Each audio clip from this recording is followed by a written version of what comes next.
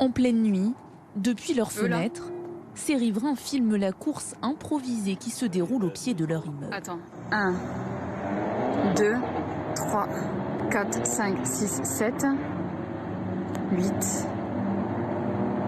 9.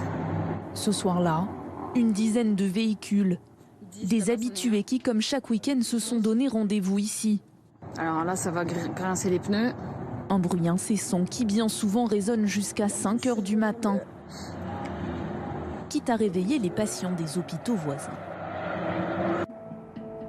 Il y a 2 semaines, Marie a été admise ici à l'Institut universitaire du cancer de Toulouse. Et depuis son arrivée, cette patiente sous chimiothérapie a bien du mal à fermer l'œil. Les week-ends, la nuit, les vendredis, les samedis, c'est infernal, quoi. Donc le premier soir, j'ai trop rien dit. Et puis quand j'ai vu que le samedi, c'était rebelote, surtout que j'avais eu ma chimio 4 heures avant, donc j'étais vraiment très fatiguée. Et là, j'ai dit, c'est pas possible, tant pis, j'appelle la police, quoi. Et puis j'ai fait le 17, j'ai appelé. Donc l'agent m'a dit que, effectivement, ils étaient déjà passés 3/4 d'heure avant. Mais souvent, malheureusement, enfin, ils jouent un peu au chat et à la souris, quoi. Un vacarme incessant, effrayant aussi pour ceux qui s'aventurent dehors une fois la nuit tombée. Moi, ça m'est arrivé un soir, en sortant du travail vers 21h30, de me retrouver en plein milieu de la route d'Espagne, justement accompagnée. Je me suis fait accompagner de 2 voitures pour me faire comprendre que j'étais un peu en trop. Et une fois que j'avais quitté la route, ils ont repris un peu le cours de leur rodéo sauvage. Une situation qui, dans ce quartier, dure depuis des mois. Mais Toulouse n'est pas un cas isolé.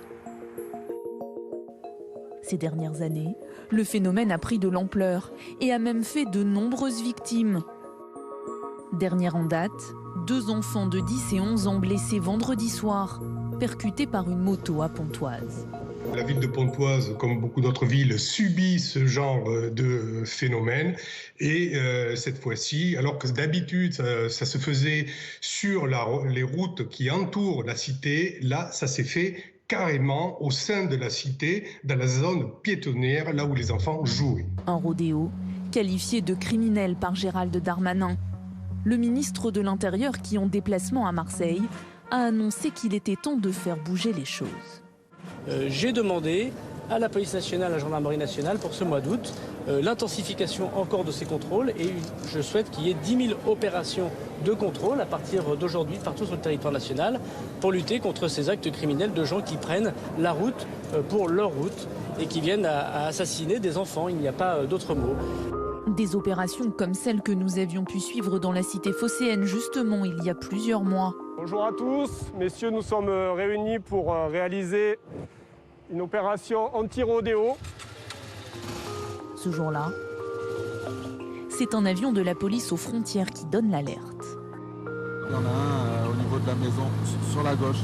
Mais au sol, les consignes sont claires. On ne prend pas ces véhicules en chasse. On ne fait pas courir de risque aux pilotes de ces véhicules et on ne fait pas courir de risque aux fonctionnaires de police. Pas d'intervention directe pour éviter les courses-poursuites et les accidents.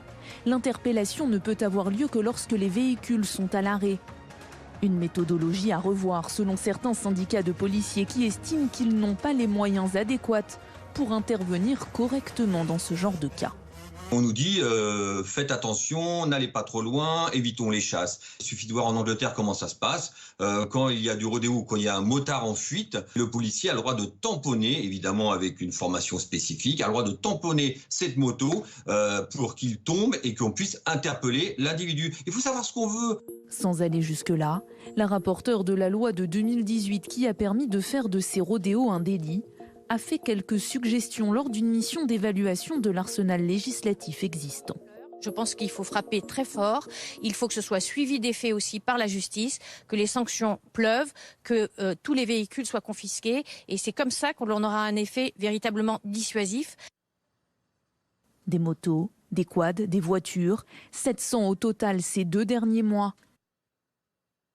Saisis, puis détruits dans cette casse. L'intérêt majeur de détruire ces véhicules, c'est de la retirer de la circulation et ainsi le trouble à l'ordre public qu'il cause aura cessé.